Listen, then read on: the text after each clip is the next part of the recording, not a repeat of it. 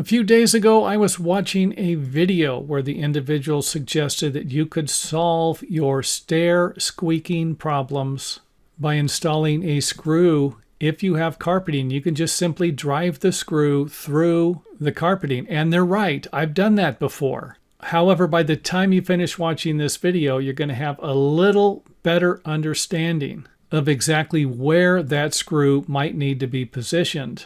And I believe the individual also suggested that if you have access to the bottom of the stairway and you have a gap between the bottom of the tread and the top of the stringer, that you could just simply drive some wedges or shaped pieces of lumber like we have here into this area. And they're right.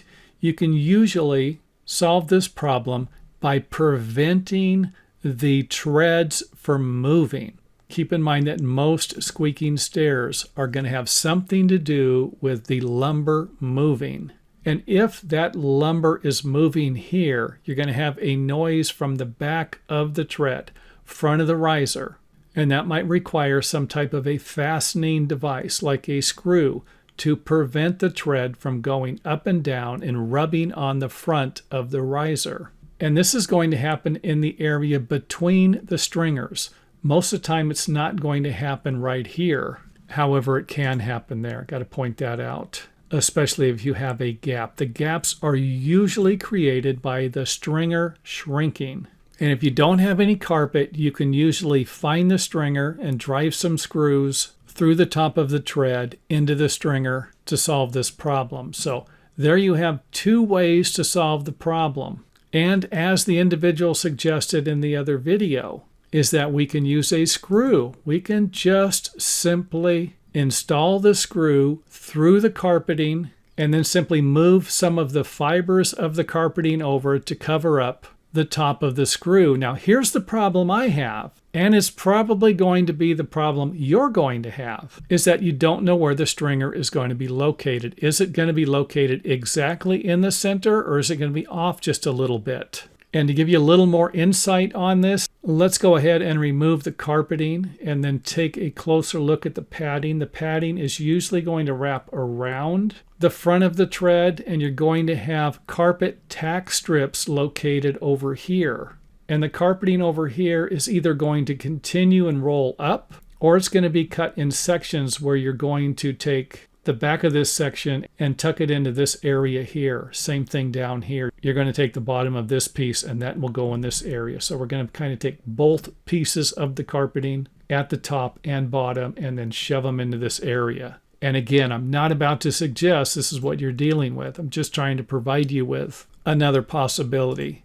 So if we don't know exactly where the stringer is going to be located, all I would simply suggest is that we measure the stairway and start in the center and hope for the best. However, if we do not hit the stringer, or we don't know what it feels like to hit the stair stringer because you've never done this before, then I would simply suggest to install a screw in the center. And if that horrible squeaking noise goes away, then you hit the lottery. However, if it did not go away, then you're going to need to install the next screw either on the left or the right. And I would recommend going about 3/4 of an inch over in either direction. But you don't need to install two of them. We're going to just simply do one at a time. And you can also remove each screw after the squeak didn't go away also. And just simply move it over a little bit. Because here's what's usually going to be happening if the squeak doesn't go away. It just simply means that you missed the stair stringer, if there actually is a stair stringer. Another thing you're going to need to be aware of is that you might have a stairway without any stringers located in this area here. And another thing you will need to be aware of is that these screws will need to go a little further down. You don't want to have the top of the screws even with the top of the carpeting, because that could create a trip hazard. And don't be afraid to have the screws go into the top of the tread a little bit further, because if you do find the stringer and this somehow pops out, you can install another screw on the other side. The main thing you want to be aware of is finding the stair stringer and closing the gap. You want to pull the tread tight up against the top of the stair stringer.